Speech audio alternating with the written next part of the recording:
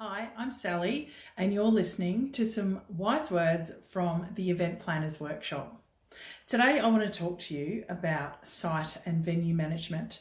I've got some notes here because there's things that I don't want you to forget about, but I just wanted to share some different things with you today that you need to look for when you're doing your site inspections. Now, the reason I emphasize site inspections is because I highly encourage you to get into the habit of doing site inspections. Now, we can't always get to site. We can't always physically get to the location that we need to get to. It might be in another state. It might even be in another country. But in this day and age, I can promise you that you can get there virtually. And even if that is a matter of calling the venue, speaking to the sales director or the person who is engaging with you in this process of choosing this venue, and asking them to walk around the venue with their phone camera. It's as simple as that. You can, if you're a venue, you can obviously get someone like, there's people who can come and do what's called a Google walkthrough for your venue. So when I look for it on Google, I can literally walk through not literally, I can virtually walk through your venue and see what all the different rooms are like by myself. But at its core, it's really helpful that you get to see the venue for real. Now, if the venue that you're looking at booking won't do that for you or can't do that for you, it might be worth reconsidering whether that's the right venue for you. But let's say you have done a request for proposal, you've received all of these proposals in, and now it's coming down to choosing the venue and which one is the right fit for you. So to be able to do that, you need to come up with some sort of criteria that you want that are necessary for this venue to be the right venue. And of course, as you know, I will go straight to the audience. So the most important consideration is, what does the audience need to be able to receive the content that you want to portray to them? If you are sharing multiple streams of content, for example, you might need multiple rooms. If it's a one-way conversation, you might need just one big room where you stand on stage and just have a one-way conversation with people. The technology is important. Think about what technology is included in the venue, what technology you might need to bring in yourself. The other thing to think about is whether the venue has a technology provider that they prefer you to use. Now, a little note here is that you're not legally required to use providers that are already in-house in the venue. That's as it stands right now in 2020 in Australia. It might be different where you are, but in Australia, lots of venues have in-house providers, in-house AV providers, audio-visual providers, and they may recommend that you use those providers. And that's hugely beneficial because they know the venue. They know the venue inside and out. They've worked in there a million times. They know what the right light is. They know where the microphones need to go. They know everything about the venue. They've worked in it thousands of times. But if you want to bring your own team in, let's say you're someone who has put this event on in lots of different places and you have your own AV team on board and you want to bring your team in to work in this particular space, that's okay. So don't ever think that just because a venue has an in-house audiovisual team or any other team for that matter, other than catering, that you need to use them. You don't. You can use your own team. So a quick couple of things that I want you to think about when you are looking at your venue choices.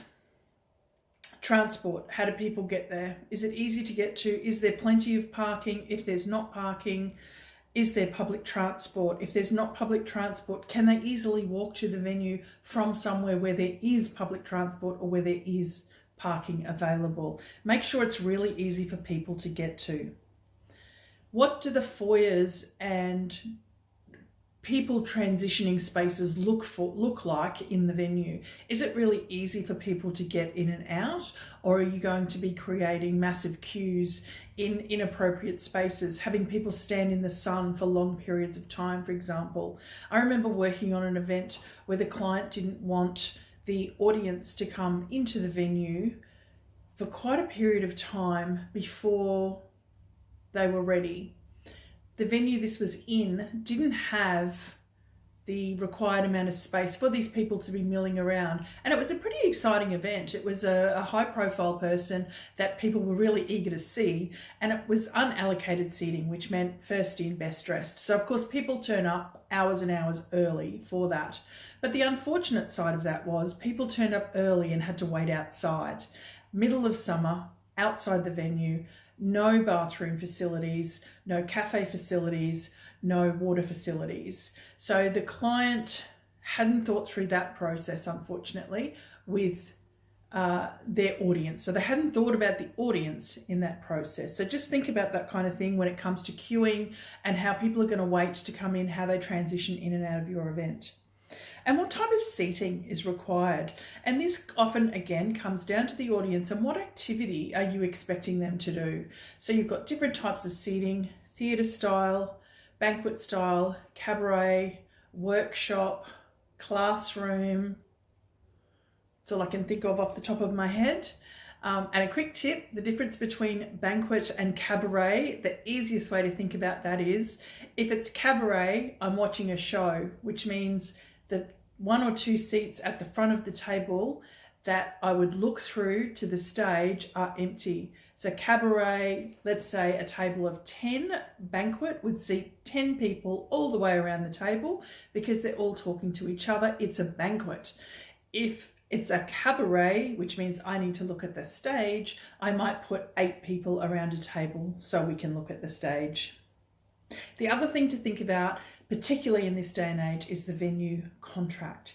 Now, look very carefully at the contract. Make sure you read it, understand what you are signing up for. These contracts are very hard to cancel and get out of. So make sure that you are very clear about the terms of the contract, what the deposit timeframes are, what happens if you cancel, whether you can get your money back, how much can you get back, and when, what are those timelines. So make sure that you keep that in mind as well.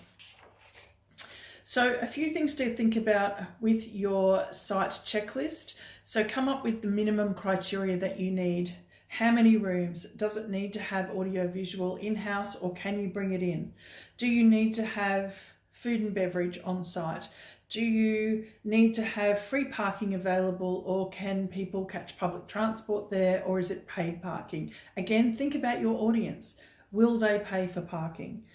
Other things to consider is obviously the size and layout and whether the venue has the infrastructure requirements that you need, and is that included in the price. So just a couple of things that I encourage you to think about when you're choosing your venue. The venue I suggest is, I think it's on my list of about number 8 or 9 things to consider when you're planning your event.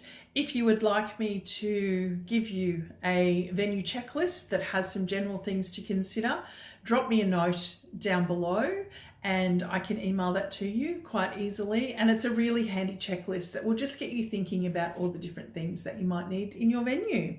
So I hope that helps. This is the Event Planners Workshop. I'm Sally, and I hope to see you again soon. Bye.